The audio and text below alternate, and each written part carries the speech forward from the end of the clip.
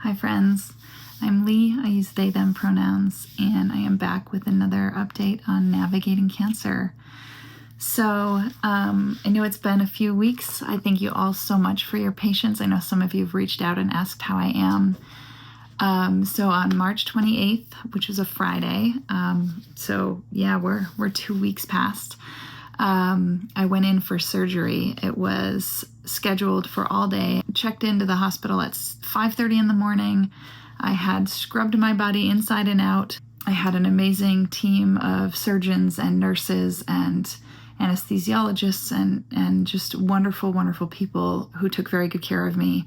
I am happy to report they all were very pleased with the results. On the last video, there was a little bit of a concern because in my PET scan, one of the things that showed up unexpectedly was I have one ovary remaining in my body from a hysterectomy I had several years ago. And the ovary was lit up very brightly on a PET scan. And brightly lit up organs means either it is very active or overactive, or there is active cancer. And we weren't sure which. And so we were a little concerned that perhaps there was cancer taking over that one ovary. So that might have needed to also be part of what was removed during surgery. And while I was in the surgery room, they had both a radiologist and a gynecologist, or whoever the person is who does hysterectomies, whatever that surgeon is, come into the OR, and everyone inspected that ovary, and it got a clean bill of health while I was in there. And so my one little ovary gets to remain in my body and continues to produce hormones for me in its stellar little engine that could fashion. So that was also a win.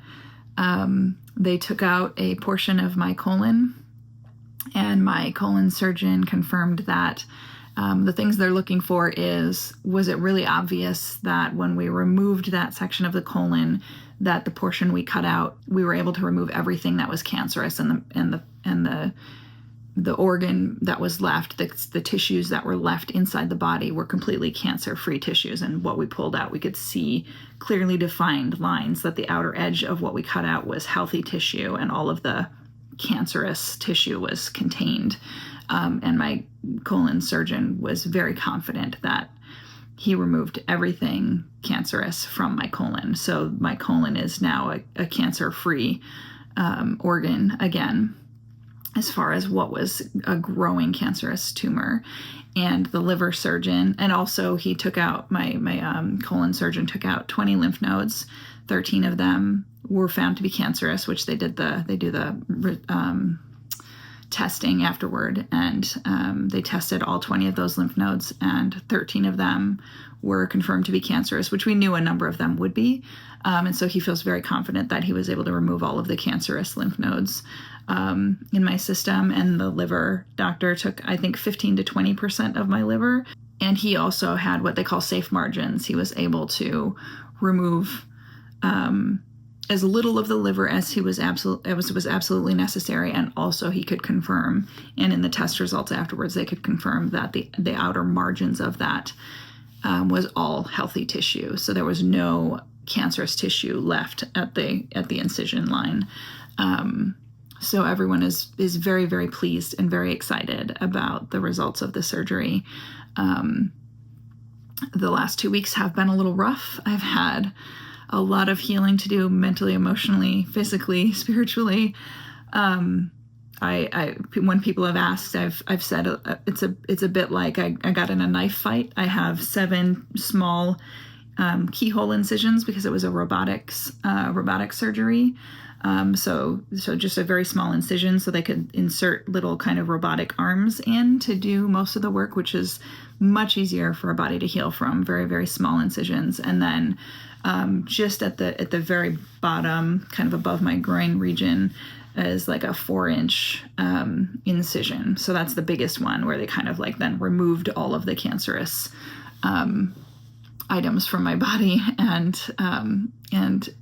as far as I know, there are no stitches. I think there might be a staple in my colon, but everything else is just essentially has a special medical super glue while the skin is healing itself shut. So I've been on some pain meds that I've been slowly weaning myself off of, and I've had good days. I've had really not good days, and I am continuing to feel better and better. I have followed doctor's orders and been getting out on as many walks as I can and just staying moving. I've been able to move from liquid foods to solid foods to now I am eating whatever I want to eat, doctor's orders, and I feel great, and I am learning so much through this process. So that is the update on where I'm at, or where I've been. I'm going to come back to the learning so much from doctor's orders, but I want to give you a little update on what's next. So now that surgery has been completed and the surgeons feel very solid that they have removed everything that was creating or growing cancer in my body, now the next step is to do kind of a cleanup crew to sweep through my bloodstream and through every part of my body and remove any, I think I referred to it as the free-balling cancer, right? The stuff that's just floating around in there doing its own thing. So it's now time to look at chemo, which will do like the clean sweep and go through and just flush everything else out. So any cancer cells that are just floating around in there, looking for a new place to settle down and start growing, the chemo will take care of the rest of those cells and kill them off and flush them out of my body so that we don't have any more new cancer tumors growing. And the intention of all of my doctors and surgeons has been that this will be curative, that I will be cancer-free and live a full life, hopefully with minimal side effects from the chemo. And that's always something we don't know until I do the chemo.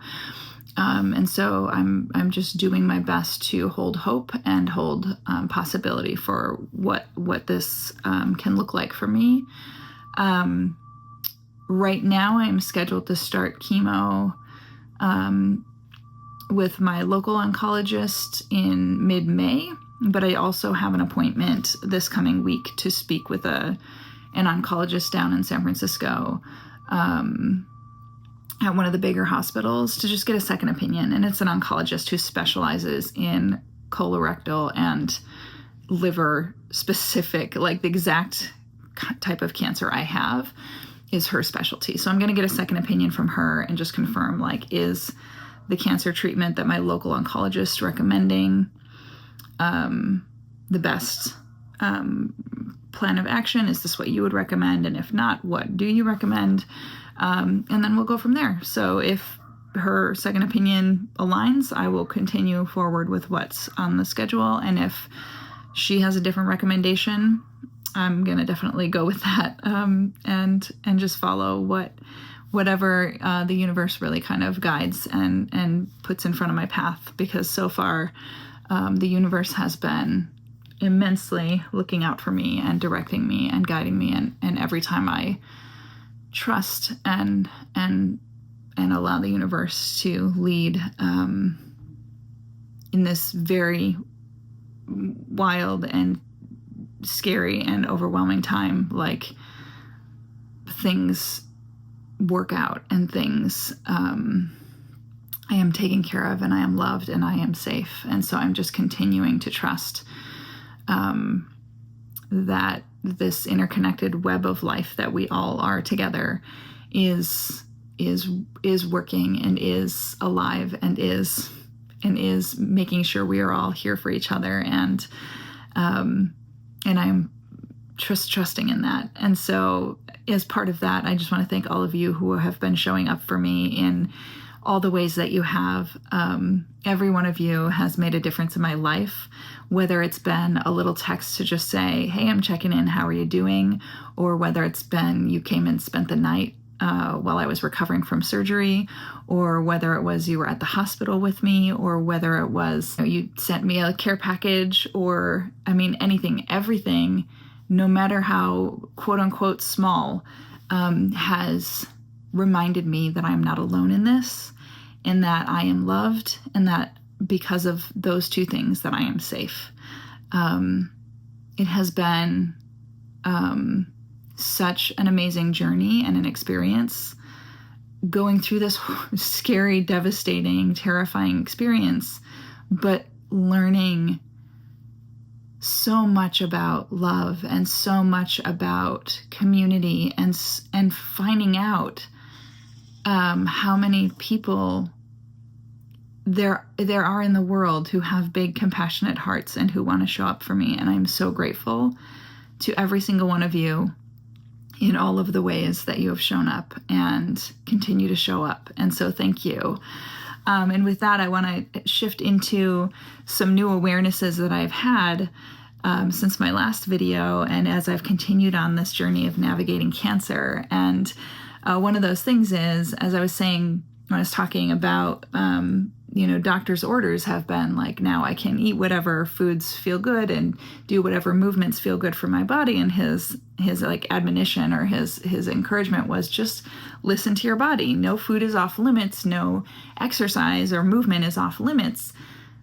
But listen to your body. If you start to eat something and your stomach starts to hurt, or it doesn't feel good, stop eating it. Or if you're doing an exercise, or you're lifting weights and something feels uncomfortable or it starts to hurt, stop doing that movement, stop doing that exercise.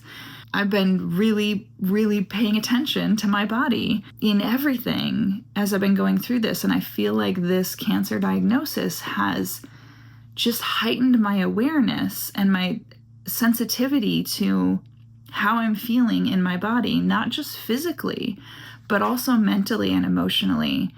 And it's been really, really pushing me to reflect and consider everything in my life, and what I want and need in my life, and what feels good and what feels healthy and healing and loving for my body, mentally, emotionally, physically. Not only have I been thinking about how I'm moving and what I'm eating, but I've been thinking about the energy around me, and the people around me, and the connections around me, and the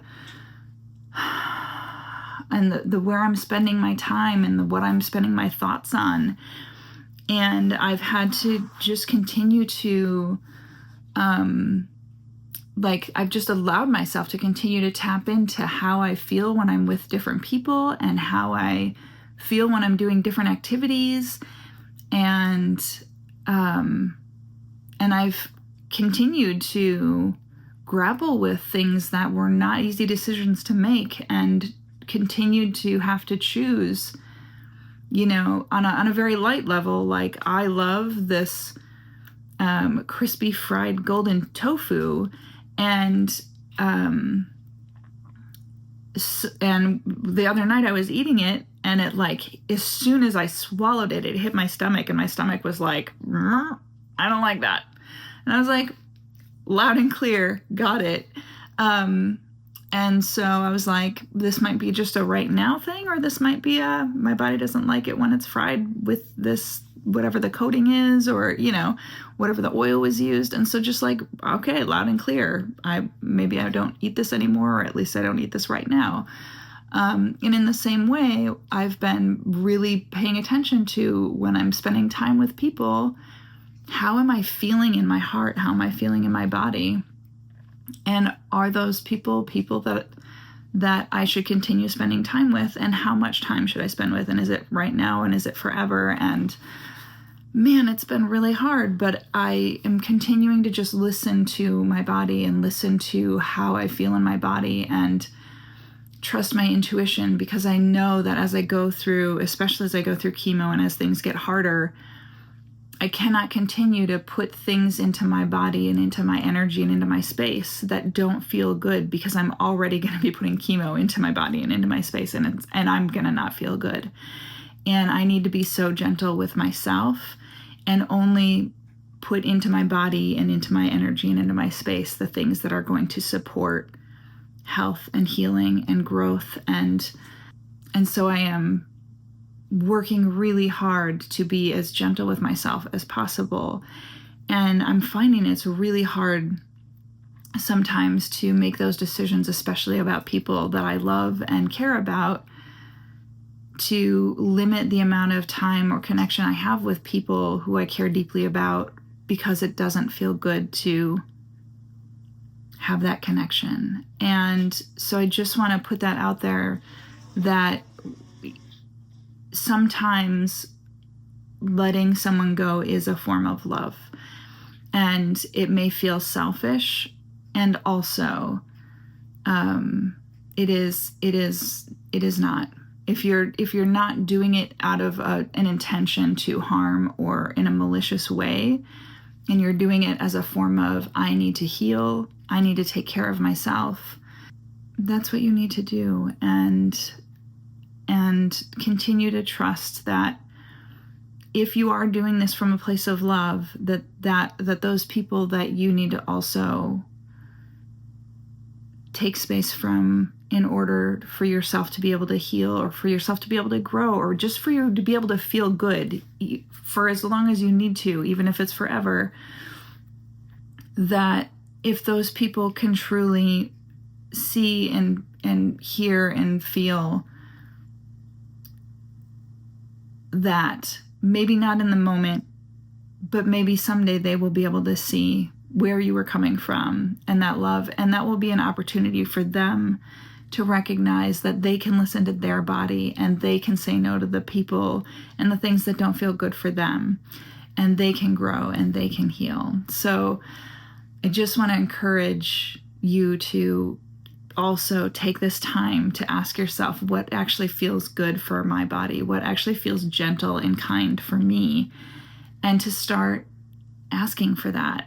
And so, like, the other thing I want to just bring up is in the same kind of space is like learning to ask for what I need, and like setting hard boundaries, which is part of this, like listening to my body and then speaking up and saying, this is what I need.